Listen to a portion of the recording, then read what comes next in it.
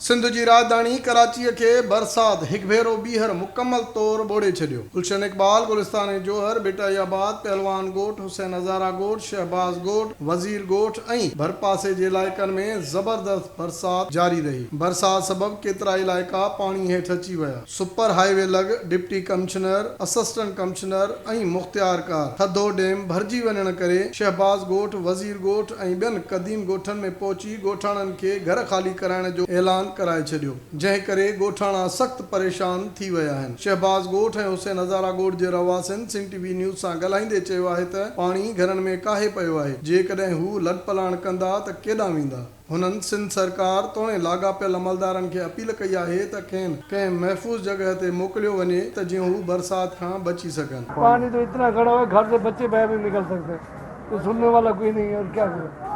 और गुरबत को जा रहा है कोई रोजी की पेट के लिए, मतलब कुछ। बैतुल मुकर्रम के साइड पे बड़ा पानी है, हमारे हज़ारों कोट में भी बहुत बड़ा पानी है और बहुत पानी बारिश हुई है। अल्लाह पाक बस खैर करे। कराची में मैं तो बोलता हूँ थोड़े थोड़े बन जाए तो बहुत अच्छी बात है, लेकिन ये जो गटर का पानी है और बारिशें ये जो बर्दाश्त कर रही है बहुत। पानी बहुत ज़्यादा खड़ा हुआ है। नीपा और जोर मोड़ सब जगह में बिल्कुल पानी पानी है और हम लोग बाहर मजदूरी के लिए निकल नहीं सकते हैं। डीसी साहब आयो असांखे इतला करियो त तव्हां माना पंहिंजो ॻोठ ख़ाली कयो। सैलाब अचण वारो आहे। ये थधी डैम जेकी आहे इहा हर साल ईंदी आहे। हिते माना घर ॿोड़ियूं हली वेंदी आहे, दीवारियूं पहिरियों हली वेंदी आहे। हाणे बि पाणी जो ॾिसो पाण सां पंहिंजे साम्हूं ये बना था ॼऊं, भितियूं था बीठा ॿधूं पिया, वॾो नुक़सानु थिए थो। पूरा जो ना इलाका भर जाता है, छोटे छोटे बच्चे और कोई हमारा जगह नहीं है, किस तरफ जाएं कहाँ जाएं।